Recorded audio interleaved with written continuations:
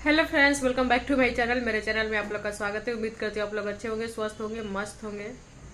और मेरे यहाँ कुछ ठीक नहीं है। कब क्या हो जाता है कोई जान नहीं सकता है, समझ नहीं सकता है कि क्या जिंदगी। आदमी सोच के चलता है कि ऐसे करेंगे वैसे करेंगे, लेकिन कुछ नहीं हो पाता है। सोच कर चलने से कुछ नहीं होता है। जब भगवान की मर्जी होती है तभी इंसान कोई भी कुछ भी कर सकता है। और मेरे घर में अभी पटीदार में बाबा ससुर जो थे वो डेथ कर गए हैं, तो इसके वजह से मैं दीपावली वगैरह भी नहीं मना पाऊँगी। और मैं इतने अच्छे से तैयारी की थी कि अच्छे से दीपावली मनाऊंगी, लाइट वगैरह सब मंगवा ली थी, लेकिन बुजुर्ग थे चले गए। अच्छा बात है, मतलब कि कुछ ऐसा नहीं है कि दुख का बात है। जो अगर बुजुर्ग हो गए हैं, थोड़ा उनको कुछ प्रॉब्लम है और यहाँ रहकर दुख को भोगना बहुत बड़ी बात होती है।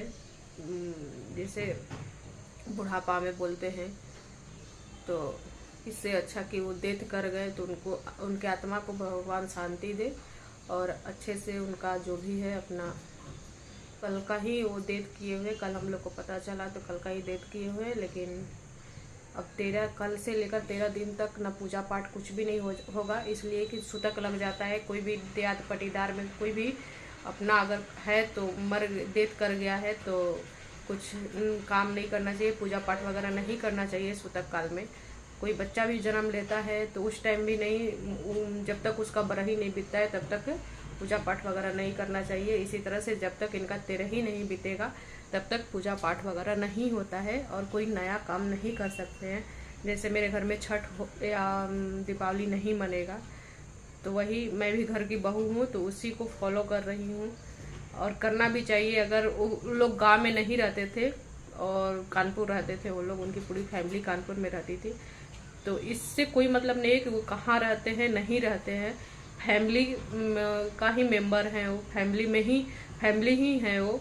और एक जमाना था, हम लोग जो पीढ़ी है वो तीसरा पीढ़ी है, जो ससुर हम मेरे हैं वो दूसरा पीढ़ी है उनका। तो एक जमाना था कि सब लोग एक ही घर में रहते थे, लेकिन आज सब पैसा कमाने लगे। अपना जो भी जॉब करने की वजह से लोग यहाँ वहाँ चले जाते हैं तो वहीं बस जाते हैं।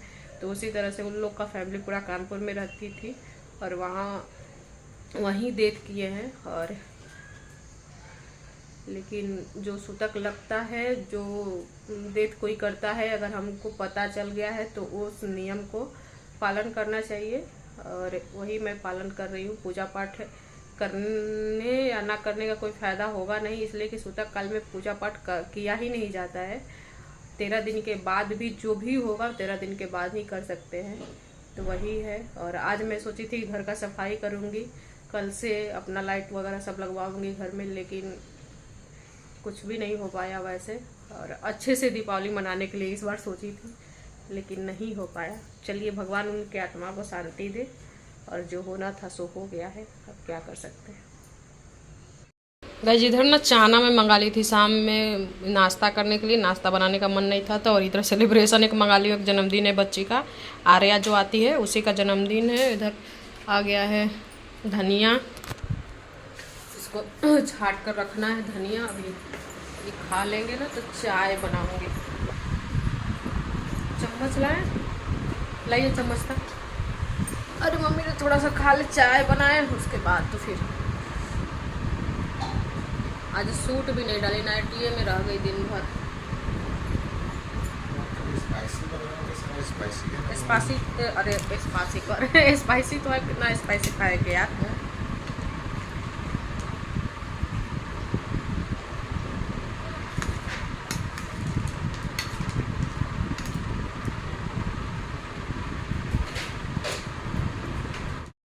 गाइस, इधर मैं खाना घर पे ही मंगा ली थी, इसलिए कि वहाँ पे नॉनवेज बन रहा है, तो नॉनवेज तो हम लोग को खाना नहीं है इस टाइम। और इसीलिए मैं जो सादा खाना बना था ना तो घर पे ही मंगा ली हूँ खाने के लिए।